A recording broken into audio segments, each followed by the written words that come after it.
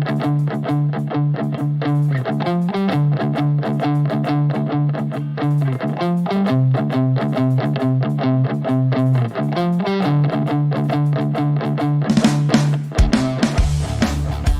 Friday in the middle of a hot, sweltering August. We're celebrating an endless summer here at Hall of Fame Radio. Oh, wait. That's not what we're doing. It's Anytime with Ken and Alden. I'm Ken, that's Alden. And we are hanging out here to discuss all things life, politics, maybe a little fantasy movies, maybe all those things, Alden. But more importantly, it's so high school up in here. It is so high school. People are gossiping, cliques are forming. You're trying to figure out how you're going to ask Grace to prom. It's just all coming back. We're back. She wouldn't want to go. She wouldn't want to go. No, she probably wouldn't. No, she wouldn't. She and I didn't go to my prom. We'll start right there. I didn't go to my prom. So I did go to mine. It was a lukewarm experience. Terrible DJ, okay food. Awkward vibes, lots of romantic tension. Let me ask you this question: Who's lounging on shrimp cocktail at a prom? I don't. I mean, we had plates and things, and like I remember we had a lot of circle tables and everything. It was like at a Miami like ballroom type thing at like a hotel. Like wealthier kids would rent limos to pull them up to it and everything. Like you know how it is. It's Miami, man. It's Miami, dog. It's Miami. It's good to be back.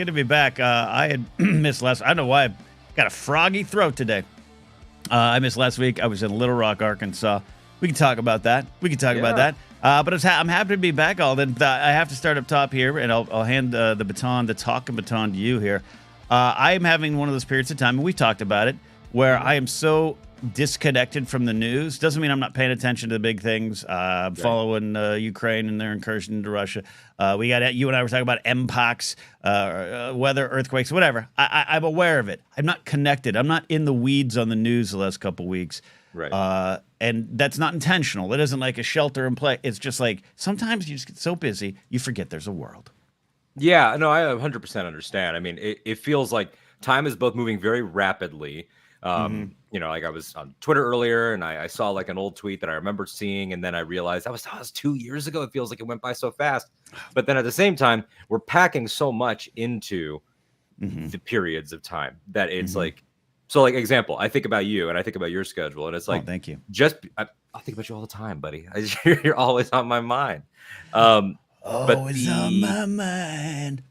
I know, right? Could you imagine if we could just play songs? This show would be so much easier. I would have a career. I am pissed at two entities: Google, YouTube, and their understandable but yet stringent and sometimes unreasonable copyright approach, and then songwriter unions. Yeah, I feel like George Lucas. Yeah. Let me, as a digital creator, pay a yearly fee to spin your tunes, and I could have a YouTube radio show. It would be the best if we could do. Like right now, we're almost 4 minutes in. We'd be going into our first break right now. That's right. Coming up next, we got the new tune from Lady Gaga and Bruno Mars. That's right, the power pop couple of the moment.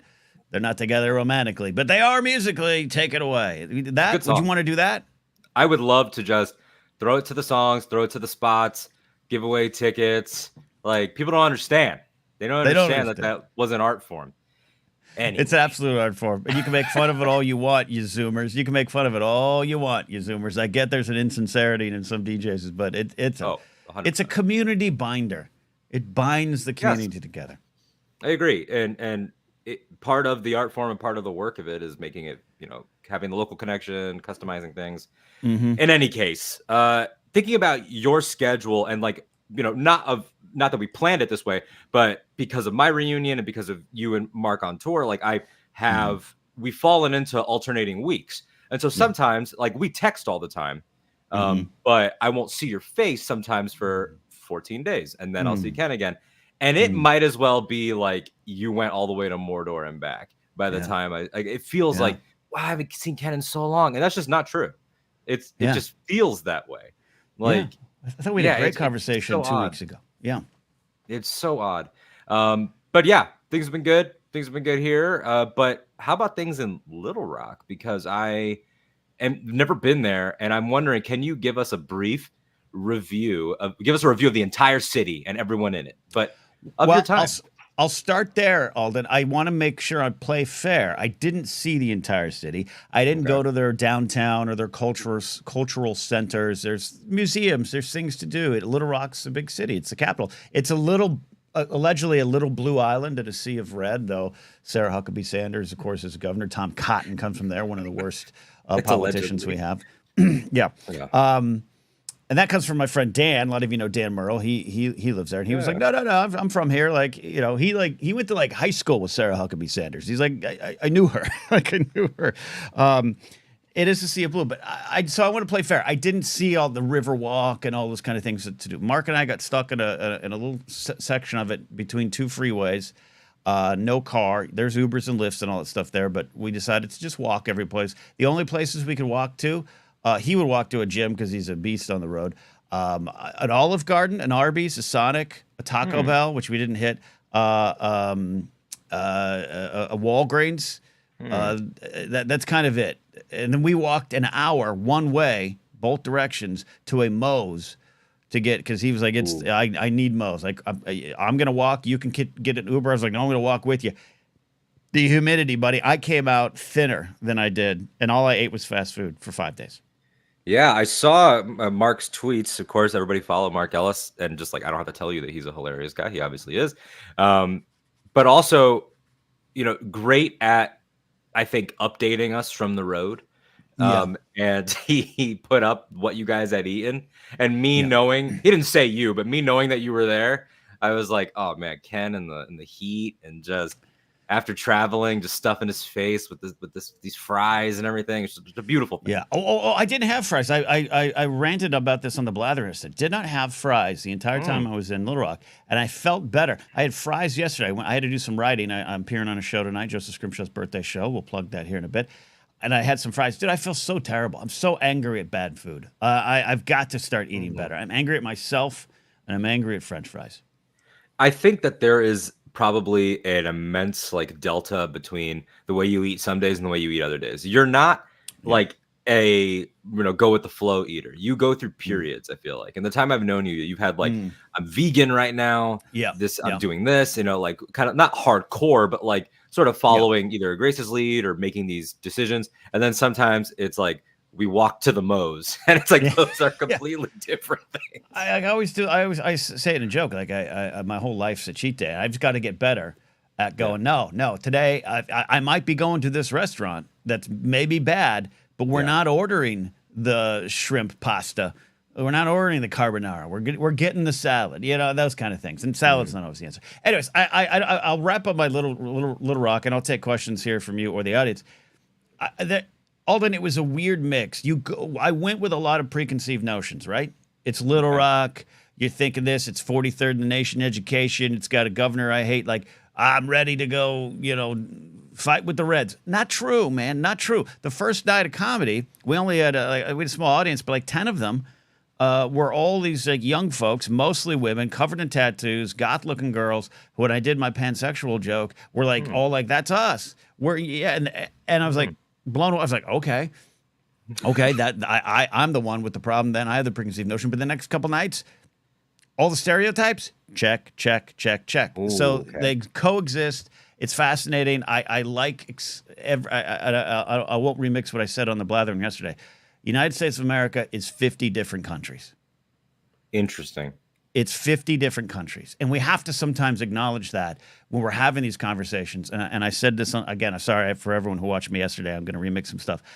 There's issues I'm never going to back off on. I'm not going to concede to anyone. Well, we'll agree to disagree. You think transgender people shouldn't exist. We'll agree to no. I'm going to disagree with that and fight for that. But we have to acknowledge that we are 50 different countries with different upbringings, perspectives, and ways and needs. And look, it's fascinating when you're face to face with it. Little Rock was that to me. The tatted up, cool goth people. You said they were there what night? Because Wednesday. I'm trying to figure out when to hit the Little Rock club scene. Wednesday. Wednesday. I could We meet had my shows wife on we Wednesday. had Wednesday through Saturday, and it's had some familiar faces. Chris Galiski from Schmodown, the old head writer There he is. Schmodown. My friend Jeff Saunders. Dan Merle, like I said, was there. Like there's some familiar faces. Got to meet some Force Center listeners. Nice. That's why I never want to paint a broad brush over any city or any region. That's just not right. It's just not fair. You're in Florida. I'm not going to say F Florida when I know you're there. Live in Florida. It's just it is like such a viscerally disappointing place in so many ways, and so much of it is true. I mean, we'll get into the high school reunion stuff later, but part of it was like, oh, you remember in middle school when the guy like ate that guy's face, and like that's a real story. Like the bath salts zombie thing that happened down here. Like we, Florida man. Florida man mythology is so true, but at the same time, I wouldn't be me without these people and without my experiences here and some of the beauty and it's very hard. And I'm sure you have that too with LA and just like how absurd it can be, but also it's like you're a key part of you. Yeah, or even just outside the boundaries of LA, you got folks with different needs. I'm a big fan of the YouTube channel Climate Town. I don't know if you all watch Raleigh and his work over there. They put so many work in the videos that they don't come out weekly. They're like monthly, sometimes 6 weeks, sometimes more. And they're great look at the actual issues behind climate change. While there's definitely a liberal lean, it's actually pretty bipartisan in the sense of if you've done wrong to the environment or policy, they're going to talk about it and they're going to go into it. He put one out about the California water crisis and just Colorado River and all and stuff in Arizona. And he spoke towards the end, like, yes, a lot of our water goes to feeding the cows. So maybe try eating plant-based food. But he also talked about, like, it's not necessarily their fault. And he spoke, made sure to speak very kindly of the farmers that we need, where I sometimes, see people paint that with a broad stroke. Even my hometown is a very agriculture area. And those folks just wake up at 4 a.m. and live a different life than me, and that doesn't mean it's always automatically wrong. That was as crazy as it seems in hot, humid Little Rock, Arkansas, where I was at Arby's twice. Shout out to the horsey sauce there they got. That was on my mind a lot, that this was a different country, and I don't mean that in a bad way. You're like, Indy's dad finding enlightenment out there and or illumination rather in the middle of Little Rock of all places. You went to tell them your material and you left having learned the lesson. Yeah, and it was, and I'll tell you, and I'll finish up there. And it was, I'll tell you this, it wasn't like my favorite city that we've been to. Like, I don't think I'm going back. There was no sidewalks. I tripped and fell, scraped up my knee really bad. Like, I mean, seriously, there's like no sidewalks, and when they are, they're broken, uneven. It's like the town's encouraging you not to walk. Stay inside and stay fat. Like it was, and people there. We were working with a great comic guy named Zeb, who's hosting the show. He's like, "Yep, they don't want us walking around in this town." There's all that, but not every joke hit. You had to be careful. You had to thread needles. It was. I would make reference to the Clintons, as did Mark Ellis. We'd make reference because the airport is the Bill and Hillary National Airport, and it would be weird. You'd have one person cheer and another person would go, "Fuck the Clintons." And they'd yell it out, and then everyone there took comedy literally, where you would say something and people in the crowd, instead of laughing, would be like, "Oh, you did that?" Like literally would say it out loud. Oh, wow. What? And we'd have to be like, "No, we're literally telling jokes. We're telling stories." That's so interesting. I wonder. I'm sure there's probably like 100 different schools of thought, but like that, it almost presents like an opportunity. Like when you polarize the room, like do you lean into that? Do you just try to stick to your idea? You could stay in the pocket. Mark is, he gets into some political stuff, but it's not what you think. It's not, and I don't want to say both sides that are down the middle. He'll get into it, but he'll make sure, because he's been a road comic enough to know that I can't just come out swinging. Yeah. I gotta speak honestly about some stuff or try to pull everyone in the conversation. But a lot of them weren't having it. And at one point, he just kind of, as an aside, went, I'm voting for Kamala. I think that's going to happen. And someone in the audience really went, "Oh no!" And Mark just stuck in the pocket like a quarterback with a line rushing at him. It's like, "Nope, I'm sticking in here, and we're going to get out of this together. We're going to get out of it." And he did. And he did. Good for him. I like Ellis a lot. He's a very nice man. The thing about Mark Ellis is that when you meet Mark Ellis, he makes excellent eye contact and Yes. like really gives you his undivided attention, even if he's thinking about other things you would never know. Yeah. Yeah. Oh yeah. Yeah, I could tell these days, but so that was a wrap on that. I'll end that with a two show. I'll do some promotion. Then I want to hear all about your high school reunion because this is fascinating to me. Tonight. If you're watching live here on Friday, you might be watching a little bit later on a comedy show, the Horror Years Old, a fun comedy variety show. This is Joseph Scrimshaw's birthday show. So if you're in town locally in LA, Lyric Hyperion tonight, tickets available. But more importantly, wherever you are in the world, you can watch live or you can watch later. Up to a week. Ticket information on his website. You can get the live stream link. It's going to be a very fun show. Lazy the Boy, me, Audrey Kearns, Hal Loveland, and Joseph Scrimshaw, and a short film featuring Grace. And then I want to highlight next week. I'm in San Francisco, one night only. Nick Scarpino's putting on a great show. Mark Ellis, myself, and then Josh McCouga. And if those who know Josh or follow Josh know, he had a very just a big loss this week. His brother passed away. So Josh is looking forward to getting on stage and just kind of sharing some laughter to help him. So it's going to be an important show. It's going to be a fun show. If you're in San Francisco, come on out. Go to markellis.live for tickets because I did not update my website. Hey, man. All right. One thing at a time. You'll update your website after you get through this weekend. You got too many things going on. There's even other things that we will also plug at the end. That's right. Ken returning to a bit of a fantasy world as well as I'll be on Casually Talk tomorrow. Let's just say I'll be on Casually Talk tomorrow. You will be back. Oh, we're back. But I want to hear from you, buddy. We got this thumbnail. We got America's Uncle Tim Walz. There's the America's Dad now. Where are we put him? Where are we putting him? This is an uncle. This is an uncle. Okay, right that's here. an uncle. Until he's elected. Then he can become America's stepdad when he's elected. Agreed. Because that'll be the marriage. That'll be the marriage. But you went back to your high school reunion. Your 10th? 10 years. Talk me through the process of deciding to go, committing to go. What were your expectations? What happened? Did you fall in love with someone, interrupt her radio show while you were trying to assassinate someone? How did this all go down? That did not happen, but solid reference. That for everybody would be one of Ken's Letterboxd 4 faves. That's right. Quite possibly, as we've discussed. All right, I'll give it a shot. No, don't shoot anybody. Don't shoot anybody. Come on. And we will look, by the way, through the comments with everybody mentioning what class they graduated from, because that's very funny to me. So this had been a little bit of, as they say in the business, like this was like a storyline. You know, we talked about this on several different episodes, and it was, will I go to my reunion or not? And I will say, I had gotten to the point of about 98% no. 98% no. Wow. Literally the week of, I wasn't planning on going, and part of, and you can even see me not really bring it up because last time we were on together 2 weeks ago, you were like, "Hey, I'm out of town next week. I'm going to be in Little Rock. Alden can bring on, the British guys, or you could do your show, whatever. You got the keys." And I was ready to do an episode, and I was like, "Okay, I'll just do anytime next week." I was going to make myself really busy and like sort of just like not try to think about it. And I will preface, it's not because I had a bad high school experience, which we'll talk about. I had a good high school experience. Okay, but that's a factor. Okay. Yeah, I just thought like I just don't. Am I at the place right now mentally and emotionally to do like looking back? Do I want to open stuff back up? And the thing that I kept sort of teetering on was, if I go, am I going to go as me, or am I going to like artificially revert to being myself 10 years ago? Right. And is everybody going to do that, or will it be a mixture? Right.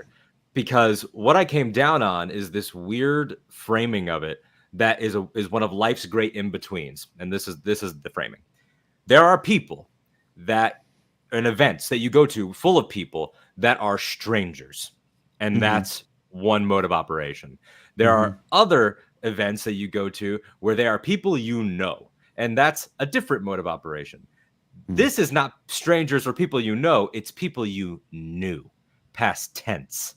And that is this weird in between of like, you knew a version of me, you saw me not fully formed, you had predictions about me, and I had predictions about you, and I felt very insecure about it until about Tuesday or Wednesday, when a friend of mine who I love and adore, her name's Deanna, just one of my longtime friends, we've been friends now for 14 years, was in our 14-year-old garage band that produced exactly no songs, just like just one of my absolute favorites, and we've always kept in touch. And I'm lucky to have a solid group like that where we are all still in touch, which is very, very cool. Yeah. And we two of us got married to each other, and yeah, it's really cool. And she hit me up and said, hey, like, am I going to see you this weekend? And I was like, and I sort of reiterated exactly what I just said. And she was like, oh, you know, I was really looking forward to seeing you. But I understand. And like, just had like a really good talk. And by the end of it, she wasn't even trying to guilt trip me, but I guilt tripped myself because I was like, look at this, look at this openness. And so I took the work stuff that I planned on doing, pushed it, rescheduled some stuff, and hit up a friend, said, hey, can I crash with you? He was like, absolutely. And I went down there, still though with the mentality of, I guess, cynicism of like, okay, we're going to go in here and everyone's going to be on their guard. It's going to be like a book report of the last 10 years. We're going to be graded, judged. And it was, I shit you not, the exact opposite. It was so overwhelmingly positive.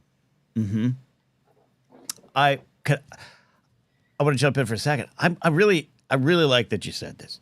And I really like that you experienced it. And I want to do the old caveat, the Force Center blathering anytime caveat.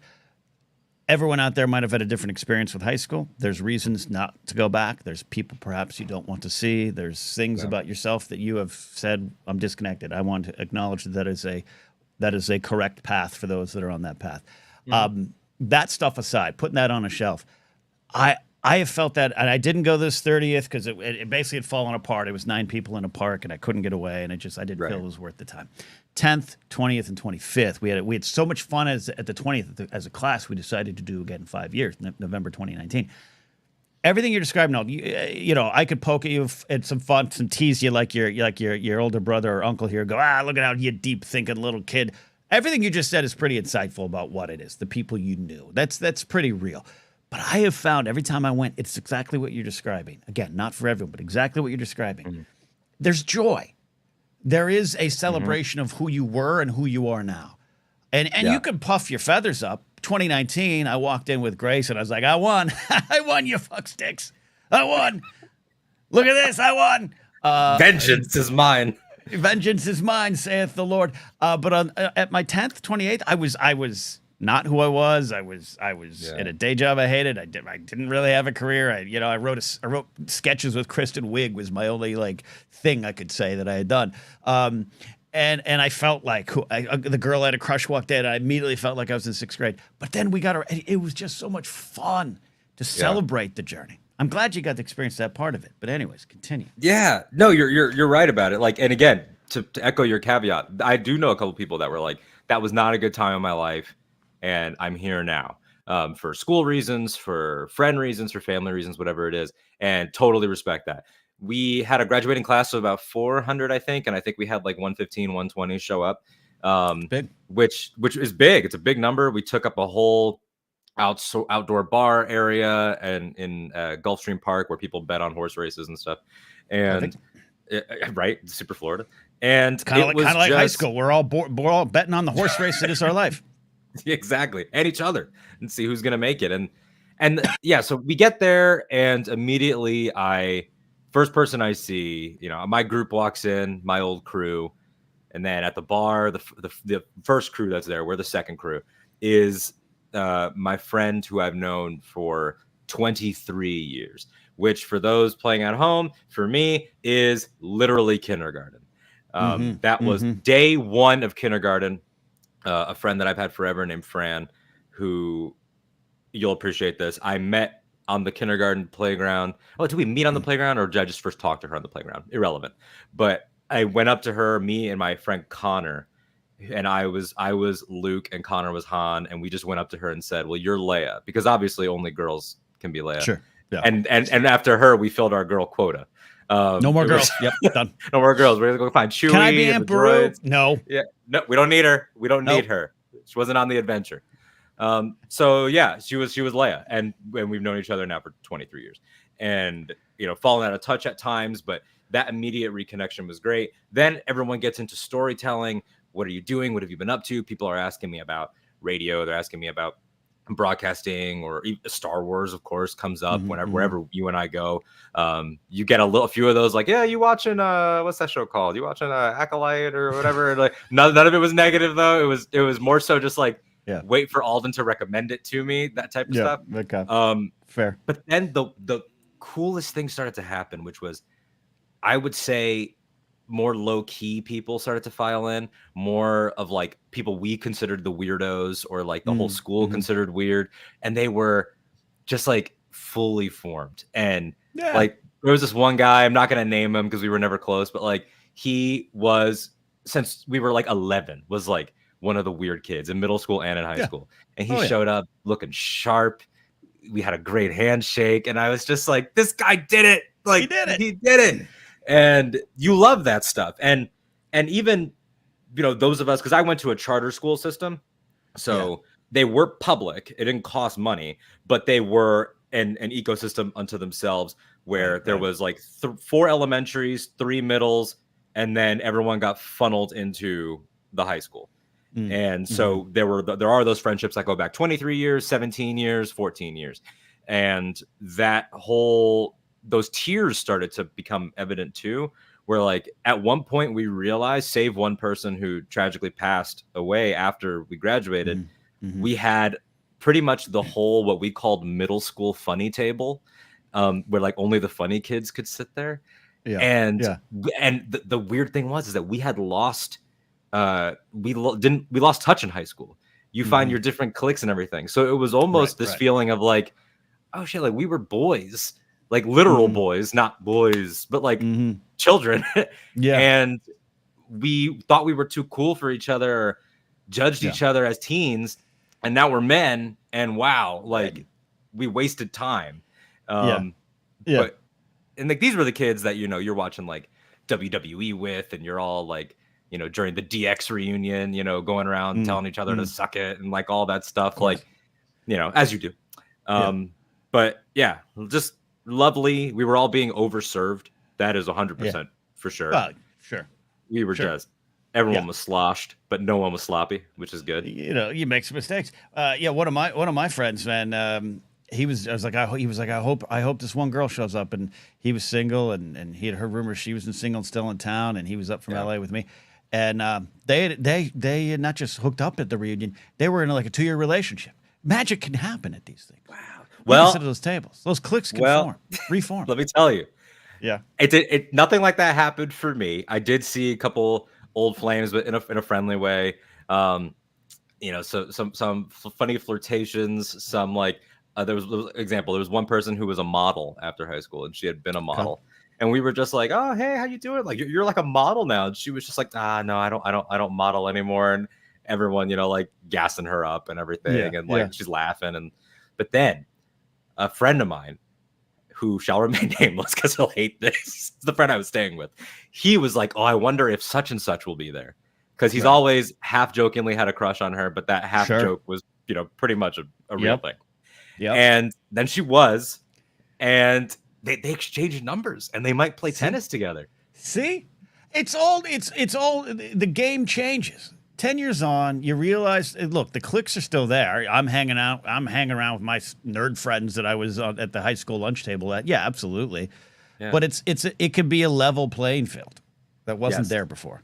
Yes. There was no hierarchy. There was no popular. There was no nothing. There was also just like a lot of that cross-pollination of the cliques, because they don't exist anymore. Was like, I had guys that like, some of them were like kind of a dick to me like back then, but they were cut up to me like, dude, I was, down there and I heard you on 105.9 on the classic rock, and I heard your voice one day and I was like, oh shit, I always knew he was going to do something like that because he used to do the school announcements. Like, and then I'd be like, oh, what are you doing? And it's like, oh, well, like I moved over here and I started a business and I have 2 kids. And like, you're just like, the dickhead is a dad now and he's nice. Like, this is so weird. Well, yeah, no, I mean, I before leaving town, as I had started my radio career, so I was just a year or so removed from high school when I was on the radio, but I didn't get to interact with those folks. So it was 2004 when I go back for the reunion, and it had a lot of that too, of people going, oh, I used to hear you. Oh my God, that made so much sense. And now you're in LA doing comedy, and I'm like, yeah, what are you doing? Oh, I'm a doctor, but God, that's horrible. You're doing the thing I wish I could do. Like, I love those, Yeah, and it's not about ego. Yeah, I'm not gonna lie. Again, you can fluff those feathers. of That feels course. good, but it's just, yeah, you've heard my theories on, it's also high school. High school is life, man. And we are formed there, better or worse. That's why I say I get it. It's worse for a lot of folks. I wouldn't force it Yeah. on anyone. But I love what you're saying. And how did you come out of it? I felt when I came out of my 10-year, Mhm. I felt oddly more confident. I felt as though a lot of the things that I'd been worried about myself, and I always struggle with self-esteem and all this kind of self-confidence, of course. But like I felt like, okay, I'm not in high school anymore. And meaning like I can go be me now. I Yeah. shook some of those bounds that I put around myself because of what high school maybe had told me I was. Not even the Mhm. people, but the 4 years. So I felt good coming out of it. I felt like I was ready to start a life, and I did. I changed a lot by the time I Yeah. hit 30. Where you at? I think, the visual metaphor of what you're saying to me in my mind is like going from like lava to rock. Like Hmm. it's the same material. It is the same thing, the molten magma. And then like it's got some of that solidification and then it like actually hardens. Like Mm-hmm. the Mm-hmm. fully formedness of it resonates with me with what you're saying of like I can do it now. Because it's like you've been doing it and it's like, you know, 2018 I got my first job and then all these things and in the industry and Yeah. then all these Yeah. things that have happened, relationships started, ended. I had a 5-year relationship with a person that I lived with and she's not in my life anymore, and like all these things that have happened to Mm-hmm. everyone. You Everyone. Yeah. sort of get to like take all of that, internalize it, reconnect with who you were before any of it, and sort Mm-hmm. of it's like synthesis. Like Yeah. everything, you become a little bit of all those versions. And there was there's somebody who I had regret over during like, a bad period of depression. I had Mm-hmm. reached out to her and she reached out back. And then I just like let the conversation fizzle and and we hadn't talked in a couple of years. And I felt bad about it. And I told her, I was like, hey, and I loved this person. We were tight in high school. And I told her, I was like, I want you to know I'm really sorry about a couple of years ago when I ghosted you and just like you were trying to be helpful. And she cut me off and she said something that I will never forget. And she said, Alden, nothing is owed. And Mm-hmm. I was just like, oh God, I'm gonna cry. I was like, oh boy. Like I felt so like I had just been like punched, but in a good way of Yeah. like, Yeah. oh, nothing is owed. Because everything in our business, Ken, Yeah. is transactional. Yeah. Everything is transactional.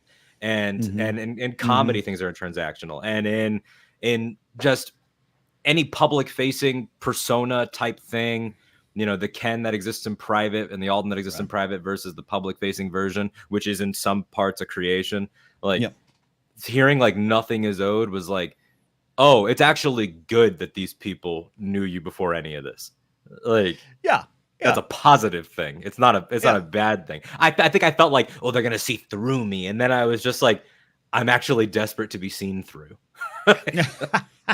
I like that. Look, you're right. This is I don't know if you turn this into a novel or Yeah. a John Hughes movie for a new generation. I think you're speaking to some powerful truths there. And again, if anyone there, I've seen some people in the comments like, I don't go to reunions. That's fine. That's fine. I'm not Yeah. saying you're missing out on anything. I just people who are on the fence. And I remember pushing some of my friends. Again, I was part of the weirdos. I was part of the Mhm. quiet nerds in the back. For the 10th, actually all three of them. I Yeah. had some group close friends who were like my close friends, especially right after high school, who was like, I don't want to go. I don't want to go. But they were on the fence. I could tell. Again, if someone doesn't want to go, I'm not, no. If it's harmful, Sure. no. But they were like, I don't know, man. And I pushed them to it of just like, in a polite way, we have to get over ourselves and go find out who we are and who they are. Mhm. And every time it's been a blast. Every time it's been a blast. I wish my 30th was at a better time and was a bigger. I think it fizzled out. We'll see if there's a 40th. Knock on wood. I hope so. But Yeah. That was the yeah, thing too. Like you talked about like leaving, like we had that feeling like your class did of, oh, we don't want to wait. Like yeah, there were people, we were leaving this place and people were going home and it was like you're hugging yeah, someone and you're like, all right, bye, I'll see you later. And it's like, but really, like not just saying that, like let's yeah, actually talk. Like let's yeah, next time I'm here, like let's actually get together. Let's do a 5-year or something. Like, Yeah. I miss It worked for me. Yeah, but the 20th, I had a couple friends, so I was like, oh, when I come back in town, I actually have people. Laserbolt, not class of 2014, said after high school, I realized that the one kid who used to bully me, I was actually the closest thing he had to a friend. That's a interesting and powerful revelation. Ooh. That's amazing. Yeah. I did star in a lot of the classes. Let's read these comments. Jared, who refuses to go to reunions, he is a masshole. Class of 2004 here. We got Michael McCarsell, class of 2011. Nice. 07, 08 year. God, feel older. Dan, at the food in my beard, 2001. Elder millennial representative. God, 2001 is an interesting year to graduate high school. Eli, stop. Eli, stop. I think I know Eli's. I think it's like 2022. Jen Battle, representing Gen X right there with me, class of 1992. 898 for him, class of 2017. Oh, Brady, you stopped that. Ozvetnik, 1138. Am I saying that? Ozvetnik. 2009, did not attend prom. That's a good one, too. We gotta go through that. All right, class of 2022. There we go. Rick, right there, that millennial Gen Z or Gen X divide with me there. Class of 1996. Rick graduated while I was shitting my diapers. It also means Rick was like an up and coming sophomore when I was a senior, getting ready to blow this town. Maybe that's out of context. That's maybe not the thing to say. Bopenheim, class of 2014 with you. Box of a check. Still slaves. Load the memory of high school. Can a pay be returned?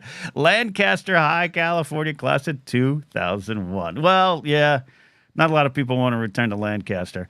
And Jared wants to know this. First, let me do this. Laserbolt says class of 85, under 100 students there. Our oldest class yet. Laserbolt representing. He looks good for class of 85. And I run. That was probably what he danced to. What did Alden play in his 14-year-old band? So our band, I played rhythm guitar to answer your question. Okay. So I was the rhythm guitar. Rhythm's going to get you. I think we had way too many members for having zero experience, because this was nobody except one person had musical experience, but his father was a musician and had a garage that was fully equipped. His dad had guitars, he had bass guitars, he had like 1.5 drum kits. It was like ready to go, and he was like, you guys can jam in here whenever you want and I'll show you things. And so my friend Alex, who was an actual drummer and still is and plays out in Chicago and stuff, he was like, all right, well, I'll be the drummer. And then we all just sort of picked a thing, from scratch. And I was like, all right, well, I'll be guitar. So the other guy will be guitar.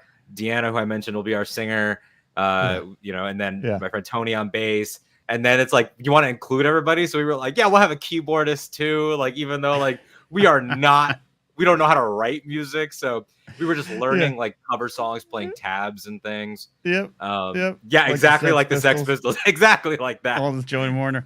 I love that. No, because that's, first of all, if that many members, you should have been like a swing revival band or a ska band. That way you could just have 14 people on stage, 2 of them just dancing, and you're good to go. That works. But I was, my friends and I formed a band when I was about 19, 20. I have no musical experience. This is where I bought that tambourine I always talk about. And I tried to take rhythm guitar. I learned a G and an E, and all I could do was like, dun, dun, dun, dun, dun, dun. I was like drumming with the guitar. It was hilarious. And there's always one person with one of our friends was like getting his master's in music. Like it was him, and then me going, dun, dun, dun, dun, dun, dun. I love that. Okay, so I'm running it. So Alden on, Alden rhythm guitar, Alex lead guitar, Gabe drums, Carlos keyboard, Deanna singing, Tony bass. So we were 6 people, and we did covers. We did like, obviously everyone starts with like Joan Jett, and then we also did like we did one Stroke song, one Foo Fighters song, one Everlong. That's all you could do. No, it was the Pretender. It was the Pretender. Okay. But we should have done Everlong probably. Although Jared, I will hear no mighty Boston's slander. I'm not slandering The Boston. I It's a would have fact. loved to have been the Boston, who I believe actually sadly passed away recently. The dancing Boston himself. Yeah, I'd cover 99 red balloons. 99 love balloons. Couple more came in while we were chatting. I wanted to get to we got Buck O'Brien saying class of '04, Matty Gunner, class of '07, Charlie Ashby, so British. I think fifth form counts at the end of high school, so class of 2014 here, I say. And we got I Nikki, say. class of 2010. I've Nikki, met class Charlie. of He sounds 2010. exactly like that. Oh, did you enjoy that Star Wars there? Hop, hop. That was him. You can't deny Every it was him. time, Charlie will hate this, but every time that I impersonate Charlie to his face or when he's Mhm. not around, it is always a different British character. There's zero consistency. Some days it's Oh, like of course. he just sounds like one of the randoms from Harry Potter. Some days he sounds like he's like an Scottish old, lord. burly, it's sometimes he sounds like Ned Stark. I Yeah. Charlie Ashby. I Lord Ashby. Which is coming. Yeah. We could No. just do all sorts of characters from Game of Thrones and call them Charlie. We say it with love. Matty Gutter says, what were your high school bands called? Embers of God. Emotion. God damn it. That's a great Hell name. yeah. Embers of Emotion. Laser Bolts. Road Apple. Oh, that's. Love that. I like love both that. of those. So you see, it's got a hidden message, you see. Brian graduated late 1900s. There we go. Jared, my school band was the Sea Monkey Stew. These are Oh, good. this is amazing. These are amazing. I want a festival. I want a festival of high school bands reunited. Reuniting. Yeah, no new ones. That's what I want. I want it to Reapalooza, we'll call it. And just everyone grab your buddies, grab your high school and college bands, and you get out there and you play it. You just try to play one song. So good. Oh, Nikki's was called Suit Thursday. God, these are good band names. So our band, we actually have Suit one of those Thursday. like organic little stories of how ours happened. We were trying to name the band, and we had a little Facebook group chat for the band, and we were trying to figure out and we, of course, obviously we're already carrying our instruments around school before we are able to play a single thing. Mm-hmm. And originally Tony, who I've known since I was 11, who I love and adore, and we were together this weekend, he we were big Pokemon players as well, especially him, and he was like, oh, there's lots of cool Pokemon moves that could be a band name. And so the original band name was Dragon Rush for like a week, and then we didn't really like it. We hadn't settled on it, and then our friend Alex's dad, who let us use all his instruments in his garage, he made a joke where he said something seems like Dragon Rush, or seems like you guys are going nowhere fast. And we were like, Nowhere Fast is the band name. We were like, Nowhere Fast. Nowhere Fast. That's is the a great name. name. Of the band. That band opened for Paramore in 09. That's what Nowhere Fast. Dude. We drew up a really scratchy Nowhere Fast logo, and like, oh, it was awesome, dude. And we did nothing. I love that. Our band was called No Moleste. Loosely translates to "Don't Bother." And should 4 white guys have gone with that name? I don't know. That was the time. That was the town. But No Moleste. So we actually record. I have some of the recordings on cassette tape. We went to my radio station's B studio one night for like a week and recorded a bunch of songs. We had like a song that was my other friend, the one who was the musician and getting his master's in like music. He was also like a history major. And so he wrote a song all about, I'll say this carefully, all about Hitler, but it was like a takedown of him and his life, and it was a references of Treaty of Versailles, and it was a historical rock song. Did he write "Springtime for Hitler"? It was amazing, and I just remember recording that, and then it was like a funky blues song, like "Hey there, Mr. Hitler," like it was something. And then we had some. So there was one song I can't find because I remember like shit, we actually kind of had something good there. We had some lyrics. Maybe I can grab them and throw them into a Moon Agers song for Brian Tiller and Old Handsaw to save. So yeah, it's fascinating stuff, man. I love everyone here has that. Has that story. Charlie said he did keyboard Professional Cynic. Love that. Shane, the Drunken Sailors Choir. That's such a great so name. good. I don't know that name. That's like an epic British rock, not like a Brit rock band, but one of those like you will know us by the trail of dead names. You know? Yeah, it's so badass. Yodel Yodel this. this. This is incredible. This is amazing. What an amazing tangent. I'm so happy. Did I write this like the Medley of All Star? No, it was not. It was. I got to dig it up. Maybe I'll digitize the recording somehow. Wow. That's Good amazing. stuff. This is all good stuff. So that was a positive element of high school, and Okay. reunion positive, and there's tons of tiny stories and everything, and I'm hope to keep in touch, and some people we're still chatting and everything, which has been great, just via Instagram or whatever. And it lasts for as long as it needs to last, Yeah, 100%. Some stay, some go. And also the comedy sometimes is people that completely changed, but also people that are painfully consistent. Like there's one woman that I went to high school with who, when we were in high school, we were all like, oh, like her dad's a homicide detective. Like he must see such hardcore shit. And now I meet her again and I'm like, what have you been up to? She's like, I'm an FBI analyst. I was like, that just makes so much sense. That's right where you're at. Family business. But high school in general, we're going to talk about Tim Walz as well in terms of how he would be, this first educator to arrive at this position, should he become vice president, and everything that he's been able to bring to the table as a teacher. But just for you now, we've touched on it a lot with our bands and with our reunions already, but when you look back at it, do you look back at it fondly? Do you ever miss it? Do you think that young Ken would like current Ken? Yeah. Young Ken would be, and this is key to sometimes all of us need to take a little stock and go to a point in your life where you're like, go to that person and say, tell that person who you are now, and there'd be a lot of things that they probably enjoy. And be happy with, and that's key. I think a lot of the things that I am right now, including talking with you, broadcasting, having been on the radio, being on the radio now in Pennsylvania, doing stand-up comedy, going on the road and doing it. These are things that this guy right here in this photo to the left, that is me. Me and my friends had a front yard, not a backyard, but a front yard wrestling federation. That was me wrestling as someone called the Fire Warrior, Alden. That guy right there, who's about 18 in that photo, if I'd said, you got to work in pro wrestling, you got to be in a ring with Roddy Piper, you got to go on stage with Roddy, you got to do comedy, you're doing comedy now, you got to go to New York and D.C. and Seattle, Boston, all these places you never got to travel because of your lower middle-class life, I'd be happy. The fact that there isn't always a lot of money, it's a struggle, it's a stress, all those things are real and need to be dealt with. But that kid would have been like, but we're where we need to be, and the interpersonal relationships. And I wish I was more confident, not just with romance, but just who I was and just functioning in society. That came a little bit too late for my taste, and some of that is scars from high school of just not knowing what to do, not knowing how to act, not knowing how to be confident in me around people that I know or don't know. Like a lot of that is scarring from high school, and it's light compared to what other people went through. I want to be clear. But yeah, man, I do that litmus test a lot. I do too.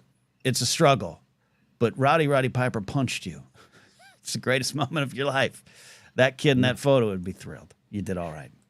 I think that's it. Like it has to be broken down categorically for mental health reasons. Like, like if you look at, if you go to your dining room table right now and you look at your house and you think about bills, you think about career, you think about whatever, it might be like, oh, young me didn't want that for me, the stresses.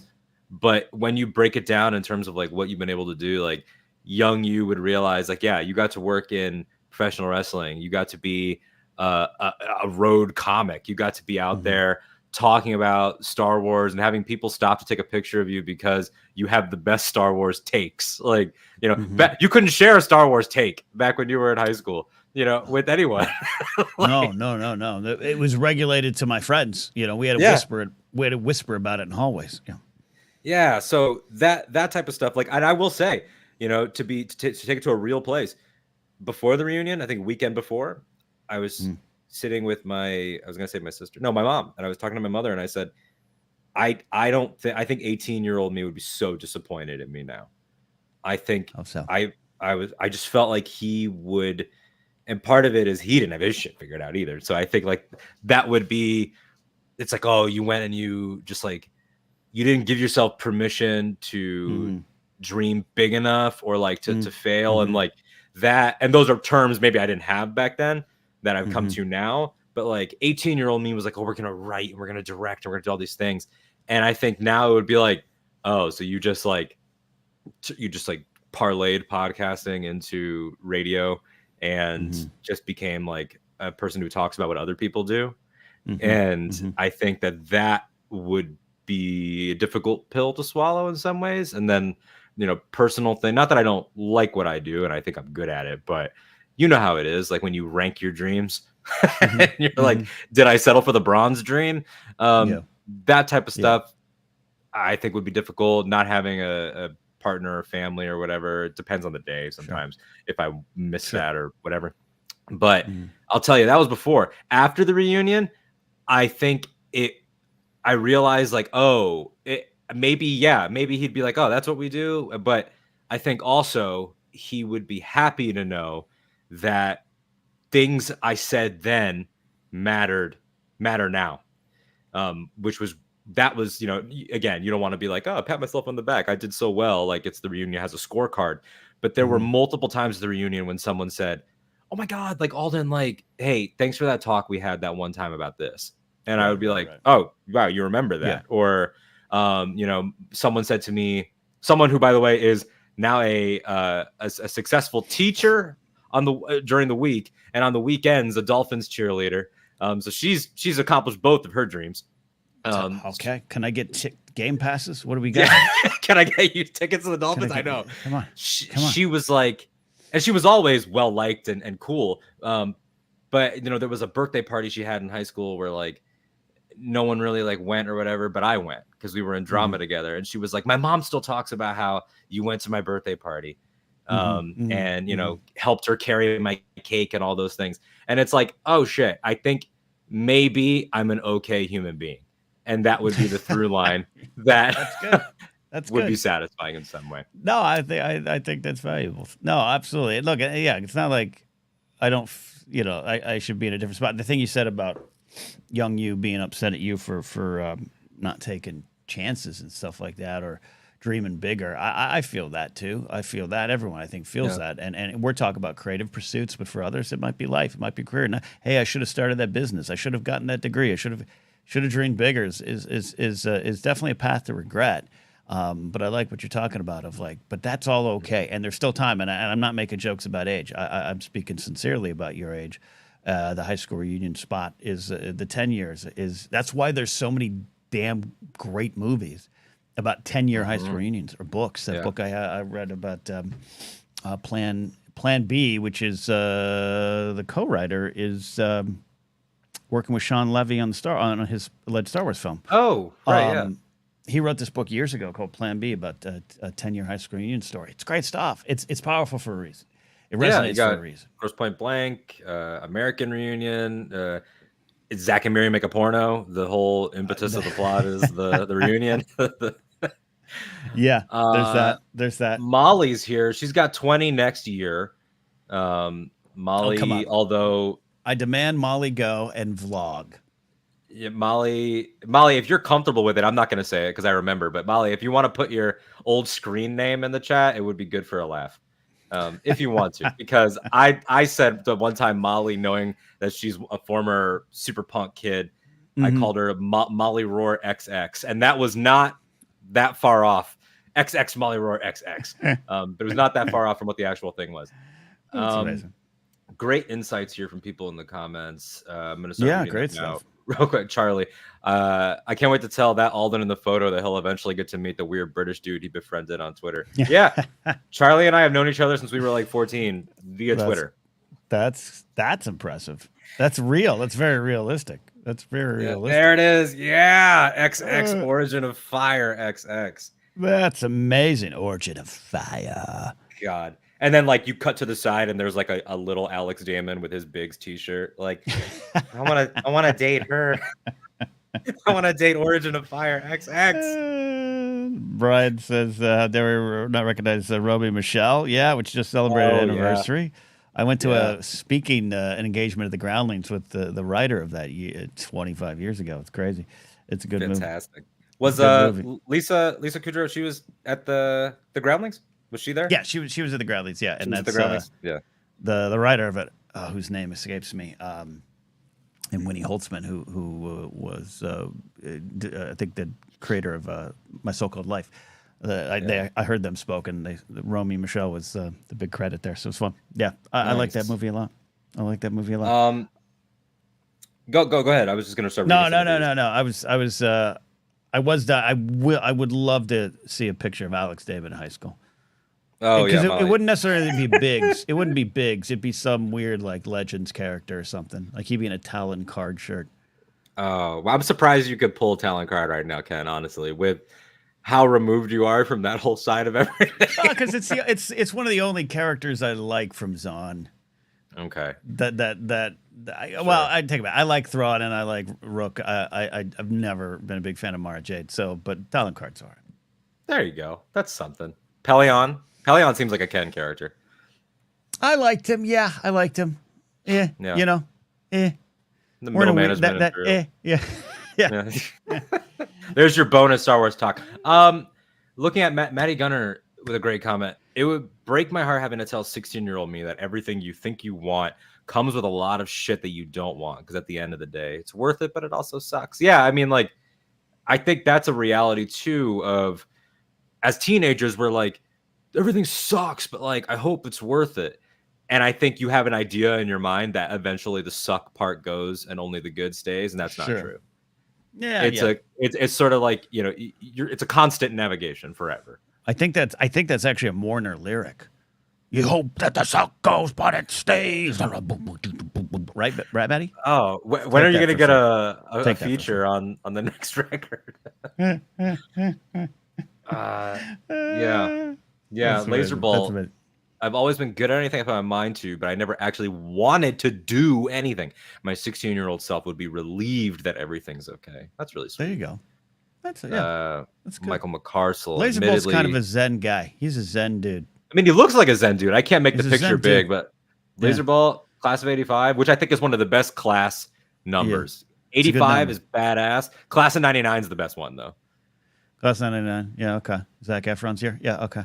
How did you know that? Because we went to the same high school. Did you? Wow, I didn't know that. Yeah, Efron. I didn't know him, but I knew his mom, or no, his first manager, Robin Metchek, was the big, like, one of the big drama people in town. Her son Aaron, and her other son went on to be in a lot of films and everything. Nice. So there was a little like acting clique in town. But by this time I was out of high school, and Efron graduated, I think, about 1999 from Aurora Grande High School. He would, when he was like at the height of his like High School Musical fame, he would go up and visit, and like you get paparazzi photos of him in Pismo Beach with the girl. The girl he was dating at the time. Vanessa Hudgens. Yeah. Yes. Yeah. Anyways, but yeah. So yeah, nice. I will always be there. I can never be number one most famous Green High School alumni. I will always be 2 or lower, as Wes Studi would say in Mystery Men. Hey, that's still pretty good. Yeah. That's still pretty good. You know, you might not be an East High Wildcat singing songs and playing a Von Erich, but we still love it. No, not playing a Von Erich. But Michael McCarcell's comment, admittedly, 16-year-old me would be a little mad that we didn't finish school the first time, but he's the one that started goofing off. So there you go. Yeah. There you go. The reality. Now we're sharing AIM names, so this is going to get dangerous. Mine was Matty Edge X. Matty Edge X. Hell yeah. Hell yeah. That's great. My AIM name was Knapsack. Yeah, you kind of have the benefit of your last name being so unique at this point that no one was going to take it. Yeah, I was the only Alden for most of my life until I became aware of a little actor named Alden Ehrenreich, who. Yeah, I went. I think I went from knowing knowing of like 0 Aldens, or there might have been one on Real World, to knowing you and then hearing of Ehrenreich in the same year. Yeah, pretty fascinating. Yeah, definitely. Well, Hawk of May. Yeah, it's so funny. All the Ken is doing his Jimmy Durant, Jimmy Durante, Durante. Jimmy Durant. Um, yeah. When did I do that? I don't know. I don't know. Um, Ken Bloom, explain your reference to me. I'm young. So, in short, in Yeah. rounding out our hour-long discussion on high school reunions, Yeah. A+. You give it an A+. I would give it an A+, and it has made me appreciate the things from back then that were good. I was lucky. I wasn't really that bullied in high school. Certainly, people didn't like me. Certainly, I was the way I am now is kind of how I was then, just the younger version. I talked to teachers like I was their peer and not their student. Which some of them responded well to, some did not. You try to call your principal by his first name until he eventually just gives up and lets you, things like that. I would literally see him by his office and be like, Peter, and he just let it ride. We were, I kind of, I don't know. You know how I am. I know how you are. You can imagine. I'm glad you had a good time. Glad you had a good time. I think the lava has turned to rock. Indeed. And now it's time for the next chapter. But before we start to officially close this episode, we took the off week while you were in Little Rock when Tim Waltz. I've been saying Waltz, but apparently it is Walls. Just like, as Walls, everyone on the internet made their down. See, that was not the song that everyone was going with. Okay. They were going with To the Windows, To the Walls. If you remember from your club days, Ken. Yep. Back when you were out clubbing. Have you ever even physically gone to a club? Oh, absolutely. Like to dance? Well, that's good.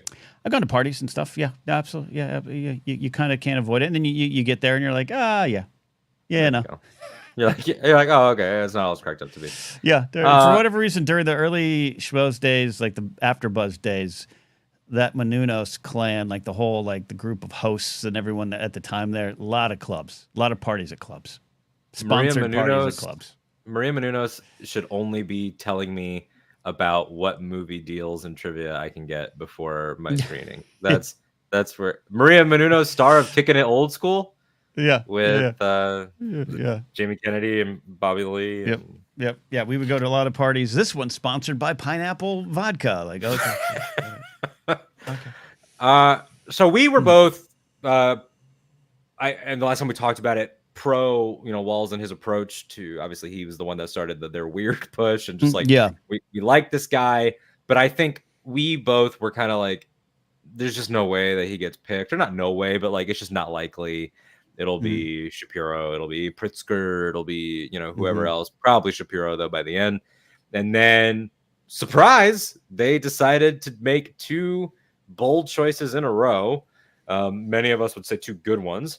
And we're here now a week out from the decision, week plus out. And oh, wow. It's been really good, really energizing. Yeah, that's the key. Yeah, you say like two surprising / good decisions in a row. I think one begat the other, to get biblical. I think, you make that big, like I said, someone who was on the record here of like, I think we keep Biden and we make the transition a little bit later on. And I stand corrected in the sense of they made this decision and the best case scenario happened. There was some generally a big unification. I know there's some big issues still out there that might need to be discussed in more detail. I get that. But I think that led to this decision of someone who just had the vibes. This is a vibes pick to me, and I'm not a political expert here. Shapiro had all those check boxes of a traditional kind of pick, I think 8 years ago, I think he's probably the pick. I am a fan of Mark Kelly, but he had some maybe some labor issues, but I thought he was going to have a better handle on some of the stuff at the border. And but he was an adult pick to me. But this is different. This was everything about the Walls pick is working for me, Alden, of what you said, an educator, a more of a working man, a football coach, all those kind of things that seem like great marketing. They are who they are. They are who he is. Yeah. And I think once you make this, hey, look at this decision, and you look around at what's happening, and this was a dark horse candidate, I think, who slides into the number one spot, the pole position, because of who he was, who he is. I think you could see how sincere he is. Not that the others weren't. The others are come off as even again, I'm a fan of Mark Kelly, but they come off as politicians, doing their politician thing. And then Walz comes off as someone who's like, nah, I'm here to do some things. Let's do it. Let's roll up our sleeves. You need that radiator fixed or need some policy made? Let's do it. Yeah, he's got it. And like you said, he doesn't have that. Like, obviously, he's a politician. He's a governor. No one is that naive. A thing that, like, and I say this as a young person on the left, the thing that young people on the left love to do is, like, remind you of shit that, like, you obviously logically fucking know. Like, there's a lot of people that love to be like, what do you really think? I mean, he's like, do you really think that he's not going to still? And it's like, yeah. Let us win, and then we'll fucking talk after. But you look at the actual character, like we're describing, and everything that he has in terms of his personality, in terms of his deliveries, in terms of how he tapped into the cultural moment before anybody else of like, oh, we should just make fun of them. You know, this is a guy who, and not just because he's busting balls, but because he wrote his thesis on genocides and fascists and like all this stuff, and obviously relevant to the moment, of course, but he understands that type of stuff, and he understands how to undermine these guys. And like, yeah, you could beat them with your ideas, but like, you can also just rattle them and watch them come apart at the seams by saying these things. And then meanwhile, what is he doing? Showing us the fiber, the moral fiber of like what he believes, what he stands for via his decisions. And he's also sometimes you pick a vice, and I think this was part of the problem with like Hillary and Tim Kaine, outside of everyone answering that pick with who's Tim Kaine, was also what has Tim Kaine done that is tangible for the youth vote that we're trying to mobilize. Whereas an easily tangible, like, can be in an Instagram caption, which like should not in a perfect world be the thing. But Walz has that of like, you can go to the free lunches, you can go to the college for people under 80K, you can go to the expanding of nursing, you can go to recreational marijuana, you can go to no junk fees, you can go to like, there's a whole list of everything that he's done. No 4-year degrees for state jobs, like the strong list. Yeah. I mean, I'm laughing because I forgot about Tim Kaine. So did everyone. No, so did Tim Kaine. Yeah, like it's like, and look, vice president. There's funny. There's always this talk of what a vice president actually is once they're in the administration, and they can be a lot of things, to be clear. But they are campaigners. That's what they're for. That's what this is for. They satisfy a need. That's what it's about. You know, it's far removed from George Washington telling John Adams to leave the room. We're about to talk business. We're not there anymore. That stuff has changed over time, and it was a pretty overlooked position, even more than it is now if you look at the history of it. But so I believe he'll be involved in things as Kamala was as well. But everything you're talking about, it's valuable, and in this day and age where you can dig pretty fast. Just ask J.D. Vance, and I'm not even here to make a couch joke. I'm not even here to make that. I don't have a problem with him, by the way. I think Walz's couch joke was great, but if you can dig into through the proposed or fake sincerity to find who you really are, and they're finding that out with Vance, and a lot of things who he was in the past. It's like, hey, maybe that wasn't wrong. You should have, society should have allowed you to be that more instead of you fighting these culture wars against someone who wants to be that person, who feels they are that person, or is on a journey as that person. You're not allowing, so it's like you can find all these faces of Vance where you go to Walz. And like, I remember early on, they're like, here's his picture of his DUI arrest. And it's like, yeah, you know what he did after that? He stopped drinking. He took it seriously and changed, because we all make mistakes, and he grew from it.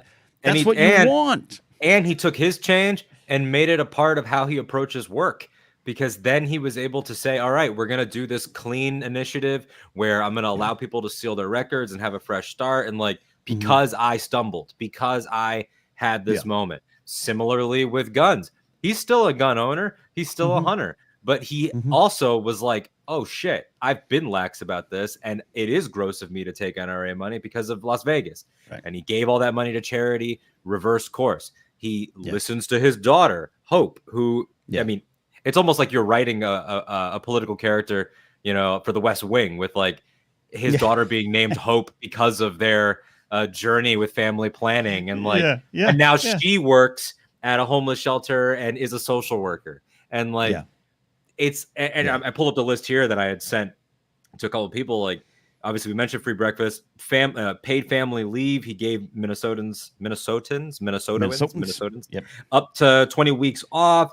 The financial aid program. He banned non-compete agreements and captive audience meetings. He's got the prescription drugs. He capped insulin at 35. He banned conversion therapy, protected gender affirming care, protected abortion rights. Like, when you're talking about satisfying needs, and you look at, historically, like, why did Obama pick Joe? Several reasons, one of which is he's comforting to the old white man in 08, right? And now we look and it's like, what is the thing about Kamala? It's okay, this was a crazy situation. Joe stepped down. We need a stabilizing force. There is some valid criticism, I think, of you go to the Harris website and like her policy isn't really like clearly listed. Like, oh, she's not being clear enough. She's not being clear enough. And then, okay, we give them Walls. Yeah, I think it's coming, and she's got some interviews scheduled now. But Walls has the goods, but also, like, what can you, like you talked about, like, what can you throw at him? Not much. The DUI thing we settled. The stolen valor stuff is bullshit, and we all know it is. Like, anyone with logic knows it is. 24 years of service, and now you look at sort of the more like surface details. Would I want to have a beer with him? He checks all those boxes. Like, what are you going to say? Yeah. He's a woke lefty. The guy is a state fair, running around with my dogs and cats and shooting and eating corn dogs. And like, but he just also is kind. He could be kind. Both. Like, he's tie it in with our football. Or go ahead. Yeah. Go ahead. No, I think some of the most valuable stories to emerge are the people who are like, hey, I went to high school. And he was my teacher. Let me tell you about who he is. And you're waiting, right? Like, ooh, here we go. And it's like, yeah, I graduated because of him, or he made me feel accepted. He did this in a club and allowed all of, it's consistent over the course of 30, 40 years of who he is. And I think that reads well right now in these trying times where you have, we again make the weird jokes, but you have a lot of folks. I don't fight anyone who they're like, I don't trust any politician. I get where that comes from, right? We all should get where that comes from. It's very realistic. It's very understandable to have that position. Trust me. At Little Rock, it isn't so much that every comedy show there was rah, rah, rah, MAGA, MAGA, MAGA. It was just that they're like, hey, we don't trust anybody, and I don't have enough guns to keep you away. And that comes from, unfortunately, at times lived in experiences. And you got someone like this who I think can reach across aisles a lot easier in these times.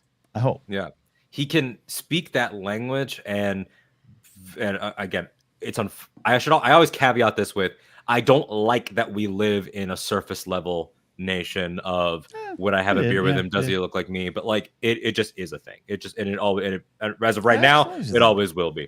I only have a digital media career because people are like, you look like I could hang out with you. Trust me. Shit like that. I ain't the smartest, I ain't the funniest, I ain't the most insightful. But I got a good handshake, and I look you in the eyes when I say, hey, how you doing? And I think that matters. It is surface level. I'm not disputing that from you, because especially when it comes to politics and policies in the world at large. But I think it's a human thing, man. It's when you hire a job. When I would interview people, I don't care if it's a security job or not. Do I want to work with you? Forget your resume. Forget all your answers. Do I want you in this office 7 days a week, 5 days a week, whatever it is, 40 hours? Do I want you around? Yeah, that's huge. And there's a demographic that's emerged of, liberal to left, whatever you are on the spectrum. Many of them women who are talking about how Tim Walz represents the dads that we lost to Fox and Limbaugh and Hannity and Beck and like all those guys. And like he is because like, what are you going to say? Like he is this state champion football coach, military vet guy. But however, and I believe godly in whatever degree. But he also practiced what he preached. When he talks about like masculinity and toughness, like he's showing you the real masculinity is to protect, is to help. And, like founding his school's first gay straight alliance while being the state champion football coach that's positive masculinity right there. That's, there are kids here that don't have it easy and are being hated for who they are, I should be Mm-hmm. the one. You know, like that's power. Yeah. Like that's real strength. And I think in a time when the MAGA cult is so predicated on a warped idea of what manhood is and what Mm-hmm. toughness is, Fueled it's by like, it. Yeah. yeah, like what are you gonna do now? Like that, like, look, man, on a petty level, all that being said, on a petty level, I'm salivating for this VP debate.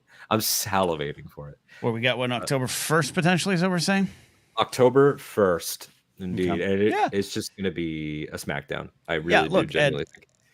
I'll repeat what I said last time out, and I know you're with me on it here. Of like, let's score the touchdown. Let's get to the finish line. Let's not pull up stakes too early. No. Let's get to that end. And it definitely seems as though what's going on the mega train is it's wobbly. It's wobbly. We've rattled them. We've got some shots to the head that they're in the corner kind of dazed. But that doesn't mean the match is over, right? And I'm excited to help take it across the finish line. Yeah. Yeah. This is a great point from Shane here. I can't stand the hypocrisy of folks who praise W's sobriety during his presidency, who now criticize Waltz for his past. Or President Bone Spurs versus 24 years and retires months before his unit gets shipped out. I love Jesse Ventura, who very clearly, number one, has the Minnesotan connection is strong, but very clearly is like, Hogan got involved. Fuck this. I'm going to tell the world about Hulk Hogan and stand opposite of him. And I'm so thankful for it. Jesse has got he's got a lot of wrinkles to him, as you and I've talked privately. Yeah. Like there's some things where I'm like, I don't know, Jesse.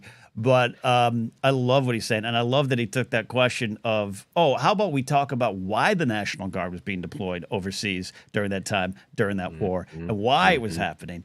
Let's worry about that more than this guy who did 24 years and retired before he knew he was shipping out. You being, in the wrestling industry for a large part of your career in entertainment and knowing the history backwards and forwards, and a lifelong fan as well as I'm a lifelong fan and not a historian on your level, but I love the history of it. Knowing that the Hogan fucked the wrestling union story is now part of our national discourse this many years later is so deeply satisfying. 40 years later. I saw people in, wrestling Twitter or whatever being like, wow, this like piece of lore that fundamentally altered the business forever. And some would say corrupted the business, many of us would, has now been used like on the presidential level. And it's Jesse as the babyface and Hogan as the heel coming in and Jesse being like, well, I tried to unionize the boys back in. Like seeing that on CNN blew my mind.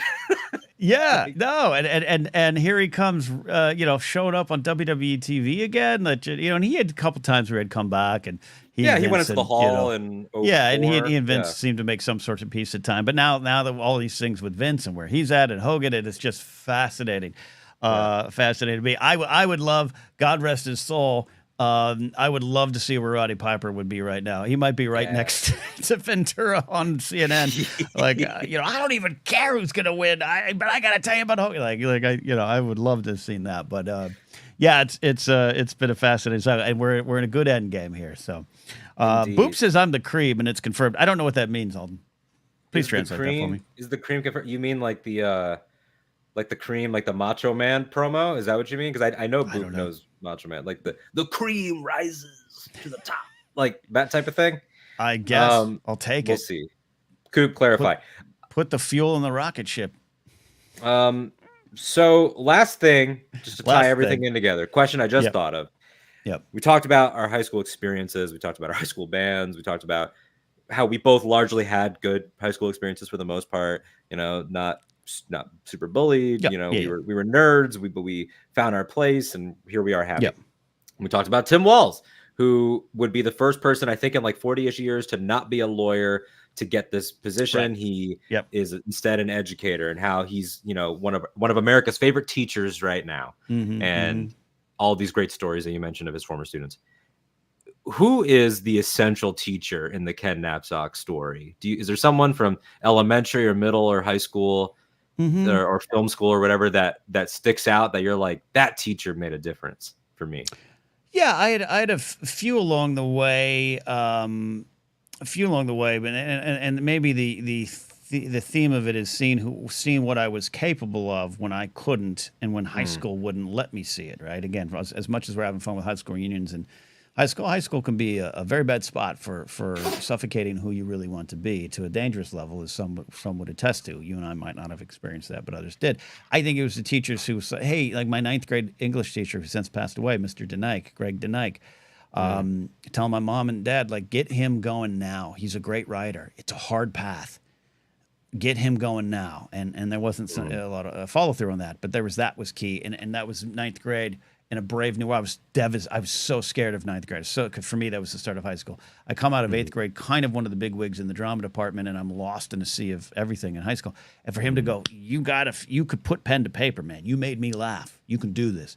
I had another English teacher, Kathy Ferenza, who was spoke to me as an adult, right? Treated me as an adult and treated my problems, me pining over a girl or not knowing what to do, as real, validated it. She was a great influence. I had an art teacher, Mr. Olachek, John Olachek, who was kind of a hippy-dippy. Who knows what he did in his off time? I think he probably smoked some adult cigarettes and, was in a little art commune up in Los Osos, California. But we go to breakfast. We talk about the Beatles, talk about music. He talked about the world when I was still kind of like, but Jesus is white and God's a Republican, right? Like I was still like that. And he was kind of the first to be like, oh yeah, he definitely ain't white. Like he was like that and helps. And that was towards the end of my high school run. So there's those teachers, my drama teachers and stuff, all that. I can list a bunch of names, but the through line is they saw who I could be and in many ways did. And I had a high school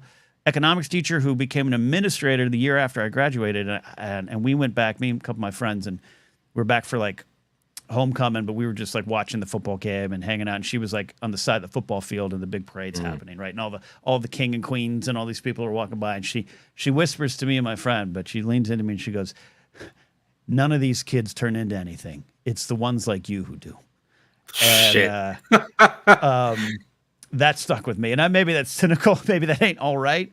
But man, that was a not even like that was a Now I got to go. Now I got to go conquer this, and you still got to go conquer it. You still got to go work hard, and it doesn't always work out. But that meant a lot to me too. Yeah, that similarly, I felt a lot of that resonate with me. They see maybe what you want to see in yourself, but you're unsure about, and they affirm it. You're like, am I a good writer? Am I not? And they're like, hey, yes, you are. Like, you actually are. And I was lucky in the same way. I mean, my elementary teachers were all sweethearts, but that's so long ago. It's such a different need. But the middle school, I had a computers teacher named Mr. Schneider, who was just such a weirdo, but a delightful weirdo. Like and he introduced us to like so much classic rock, and he was such a character, loved him. My teacher, Miss Altamore back there, who did language arts and drama, she was the first one that taught me and affirmed me that it was okay to present yourself like a young adult and not just like a child, and that you could express yourself. One time a teacher, it was me, her, and another teacher, and this teacher said in front of me, like, why do you let him talk to you like he's grown? And then she defended me and was like, well, what is he supposed to talk to me like he's a baby? Right. Like, like he's supposed to convey his thoughts. Like, that's what we're supposed to be teaching. And they debated me in front of me. And I was like, oh my God. And then the Alden story. They debated me in front of me. And and then high school, I was really blessed with some really great people. And I'll shout out Mr. Quigley, who I'm still in touch with. I could text him right now and he'd respond in 2 seconds. Love him. Mr. Quigley, every time Star Wars is on TNT, he texts me. And he told me, he was like, I was unsure about these sequel movies. And then there's that scene with Yoda and Luke in episode 8. And he said, that is the most accurate representation of how I feel as a teacher of 30 years that I've ever felt was in that scene. So shout out Liam, Bill Quigley. And then my run of English teachers, all 4 years, Helen Yanez in 9th grade, Sheila Portuando in 10th grade, and then who are both just amazing. But my I don't want to say my girls because they're mentors, but like I had my 11th grade and 12th grade AP English teachers. So you have AP Language and Composition and AP English Literature are sisters. And they've taught there together for years at this point. And their classrooms are across from each other. So it's really a two-part experience. Yeah. And it is Sunshine and Sarah Phelps. And that's amazing. What Lifetime movie is this? It's incredible. And Sunshine Phelps and Sarah Phelps, life-changing. And my drama teacher, Miss Kidd, as well. That these were like essential, absolutely essential people. Still in touch with them as well, who helped me through some real shit. Like when I was a senior in high school, I told them that I was going to try to find my dad and like all that stuff. And they were like, do you want us to be there for that? Or do you, what do you need? And they were there I was like, I just need you to listen to me. I just need you to let me come in here sometimes after hours and rant. And they were always super affirming and the best. So I've said this before on this show. Teachers are my favorite class of people. If you could break it down into like D&D terms of like fighter, bard, wizard, like my favorite people are teachers. Always my favorite. Love that. This is why we know Scotty J. Rowe is one of the best out there. Will be talked about for decades after his students graduate from his life. Generations. Well, we did it, my friend. We did it. David McKay. You had a two-part experience with a pair of sisters. Different show. Look, man. Different show. Don't poke into my thoughts. Different show. Next week, I'm at least off, as always. Alden has the keys, so if he wants to do a show, it's up to you. No pressure. No, I see you as you. I see you as you. See you as the person you can be. But we are going to be on air tomorrow at 1:30 Pacific live. For Casterly Talk to look back at the second season of House of the Dragon. My first public comments in detail about the show I love so much. You're a politician, like having to talk about a disaster or something. Yeah. He will speak. He will break his silence about House of the Dragon season 2. Yeah, Casterly Talk, 1:30 Pacific, 4:30 Eastern. Ken and I will start, and then you'll see some familiar faces. And Ken, it's obviously still Ken's channel. It's his logo, his name, his producing. But I ran the House of the Dragon season. It was all you. And so it's all you. I mean, you still though. You facilitated. Look, I gave you the login. That's all I've done. That's what you facilitated it in the way that's a dad is like, all right, you guys can have beers in the basement. You can have yeah. Someone was like, hey, have you seen what they've done? I was like, nah, they're all right. The kids are good. Let them do it. The kids are all right. The kids are all right. Tonight, if you're watching live, wherever you are in the world, you can get tickets to get the live stream for Joseph Scrimshaw's big birthday show, Horror Years Old, comedy variety show about aging. I'll be doing some stand-up. We got Laser the Boy, Audrey Kearns, Hal Lublin. Going to be a great show. And if you're in LA, I'd love to see you come out for that. I will be in San Francisco next week, August 23rd, one night only. Nick Scarpino putting on a comedy show. Mark Ellis, me, and my buddy Josh McCouga, who I love dearly. So that is where we are. That's all I've got. There you go. Plume says, buy your live stream ticket. I'm performing as part of the festivities. I got to go work on jokes. I haven't prepared. I've prepared 10% of the words I need to say tonight, and I have to leave in a couple hours. Welcome to being life as a stand-up comic. That's what we do. Comics, are you going to prepare? I'll think about it in the car ride over. But it's going to be a lot of fun. Anything from you, sir, as we sign on out? No, just stay tuned for Casterly Talk. We're going to be moving into Rings of Power coverage here, and that'll cover the next 2 months on that channel. And that's going to be really, really exciting with some new faces and everything. And we'll see what happens with Ken. Will he return again? Who knows? Might be around. Trey looks look good. We'll see you soon. Bye.